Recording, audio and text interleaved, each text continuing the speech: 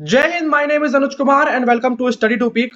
जैसा कि आपको पता होगा, चाइना का एक क्लियर मोटिव है कि इंडिया को एनी हाउ बीट करना इंडियन ओशन में, और साथ ही साथ जो इंडिया के नेबरिंग कंट्री है उनका इस्तेमाल करके इंडिया को एनसर्कल करना through its string and pearls policy. But इस चीज में चाइना हमेशा फेल रहा है। इसके पीछे इंडिया का जो डिप्लोमेटिक अप्रोच है, जो डिप्लोमेसी थॉट है अबाउट द वर्ल्ड, वो काफी मैटर करती है। उसके वजह से चाइना को हमेशा फेलियर ही मिली है। बट जो चाइना का एक्ट है इंडियन ओशन में, उसको कंप्लीटली हम ओवरलुक नहीं कर सकते, क्योंकि जो मालदीव्स में हुआ उसके बारे में आप सब जानते होंगे। और रिसेंटली श्रीलंका में भी जो श्रीलंका के प्राइम मिनिस्टर हैं वो चाइना जाते, वहां पर चाइना में नो एग्रीमेंट साइन करते हैं।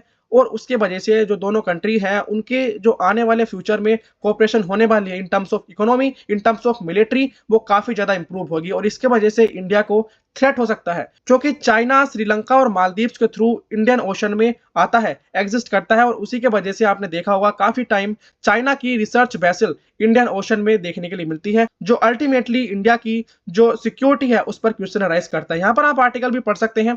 Sri Lanka PM Dinesh Gunawardena meets Chinese president Xi Jinping. जैसा कि मैंने आपको बताया कि श्रीलंका के प्राइम मिनिस्टर चाइना गए थे। चाइना में जो उनके काउंटर पार्ट है उनके साथ एक मीटिंग की, वहां पर फ्रेंडशिप, पीस और म्यूचुअल रिस्पेक्ट के बारे में बात करते हैं। और साथ ही साथ जो 5 फोल्ड प्रिंसिपल है, जिसके वजह से जो इंटरनल अफेयर्स होते हैं दो कंट्रीज के बीच में एग्जिस्ट करते हैं, और ये काफी इंपॉर्टेंट है।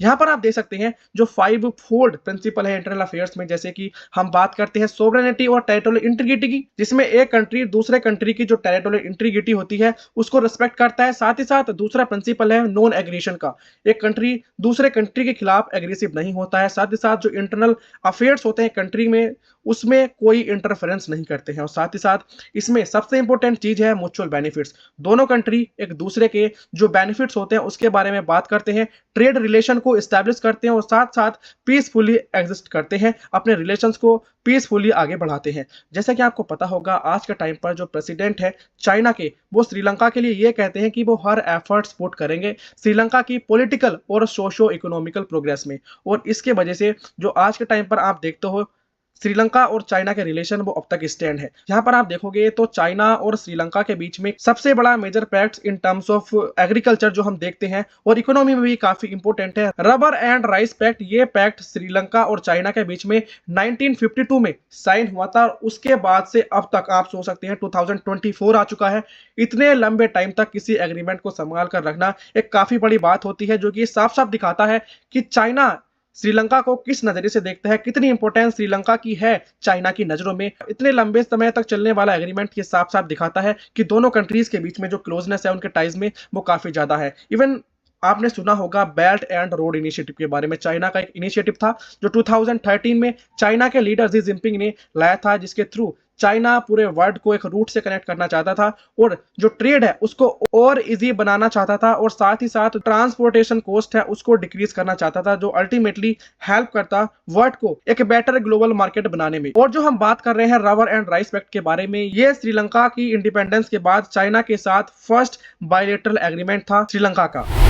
बट अगर आप देखोगे श्रीलंका को, तो श्रीलंका ने रिसेंटली एक एनर्जी प्रोजेक्ट था श्रीलंका का, श्रीलंका ने उस प्रोजेक्ट को चाइनीज फर्म से छीनकर इंडिया को दे दिया गया, जिससे साफ साफ पता चलता है कि जो अपने रिलेशंस हैं वो उनको बैलेंस कर चलना चाहता है। ना वो चाइना की तरफ ज्यादा इंक्लिनेशन दिखाना चाहता है और ना ही इंडिया की तरफ। ये चीज जो श्रीलंका की है वो काफी ज्यादा श्रीलंका को डिफरेंट बनाती है मालदीव्स में। मालदीव्स के अंदर जो गवर्नमेंट है वो प्रो चाइना है, बट श्रीलंका अपने जो रिलेशंस है दोनों कंट्रीज के साथ मेंटेन करना चाहता है, और इकोनॉमिकली उस चीज के बेनिफिट्स उठाना चाहता है। और ये काफी इंपॉर्टेंट है श्रीलंका के लिए भी, इंडियन ओशन में एक अच्छे से पीसफुली एग्जिस्ट करने के लिए। और जो रिसेंटली 9 एग्रीमेंट साइन हुए हैं दोनों कंट्रीज के बीच में, बेसिकली वे श्रीलंका की जो इकोनॉमी है उसको रीस्ट्रक्चर करने में मदद करेंगे, क्योंकि आपको पता होगा श्रीलंका की इकोनॉमिक कंडीशंस इतनी अच्छी नहीं है। श्रीलंका में इकोनॉमिक क्राइसिस आए थे, उसके बाद श्रीलंका ने थोड़ा थोड़ा उठना शुरू किया है। उसी के लिए श्रीलंका के प्राइम मिनिस्टर चाइना गए थे, और वहां पर नो एग्रीमेंट साइन हुए। और ये जो नो एग्रीमेंट से इनके बारे में ज्यादा डिटेल्स अवेलेबल नहीं है, बट एक फैक्ट मैं आपको बता दूं, श्रीलंका के लिए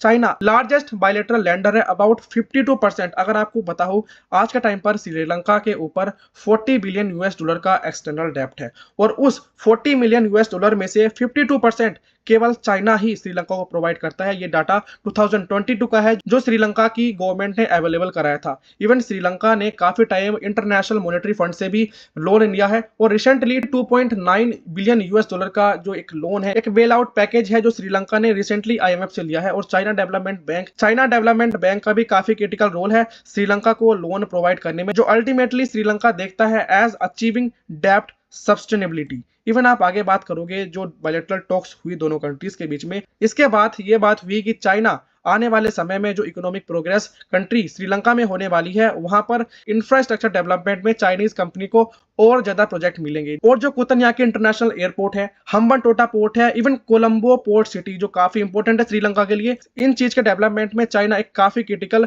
रोल प्ले करने वाला है, क्योंकि श्रीलंका इस बात से एग्री करता है विद चाइना। बट आज के टाइम पर श्रीलंका जिस पोजीशन पे लाई करता है वो काफी इंपॉर्टेंट है, क्योंकि इंडिया जिस रीजन में लाई करता है वो इतना इंपॉर्टेंट रीजन है जिसकी वजह से इंडियन ओशन में पीस रहती है। बट अगर चाइना का ऐसे ही कंसिस्टेंटली इंडियन ओशन में ऐसे ही दबाव बढ़ता रहा तो आने वाले समय में इंडिया को और ज्यादा अपने जो बायलैटरल रिलेशंस है आसपास के कंट्रीज के साथ ही साथ जैसे जापान, साउथ कोरिया, ताइवान जैसे कंट्रीज के साथ, इवन फिलीपींस और जो आसपास के कंट्रीज हैं उनके साथ अपने रिलेशंस को और ज्यादा इंप्रूव करना पड़ेगा, ताकि चाइना को ये थ्रेट हो कि हाँ, अगर वो इंडियन ओशन में अपनी प्रेजेंस को बढ़ाएगा तो इंडिया भी अपनी जो प्रेजेंस है वो ईस्ट चाइना सी और साउथ चाइना सी में इंक्रीज करना शुरू कर देगा। अगर हम आगे देखें तो जो आइलैंड कंट्रीज होते हैं उनकी बेसिकली जो मेन इकोनॉमी की सोर्स होती है वो टूरिज्म होती है, और श्रीलंका की भी one of the best economic source है टूरिज्म।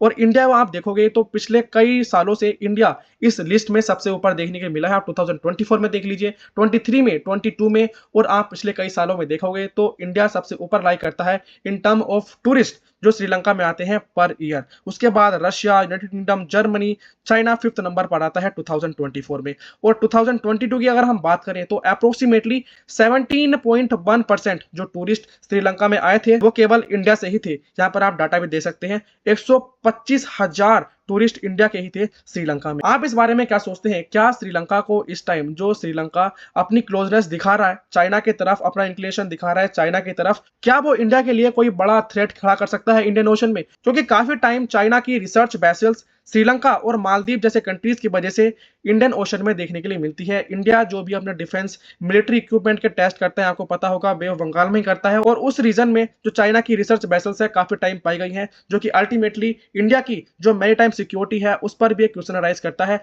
आप इस बारे में क्या सोचते हैं? प्लीज कमेंट सेक्शन में बताएं। जय हिंद।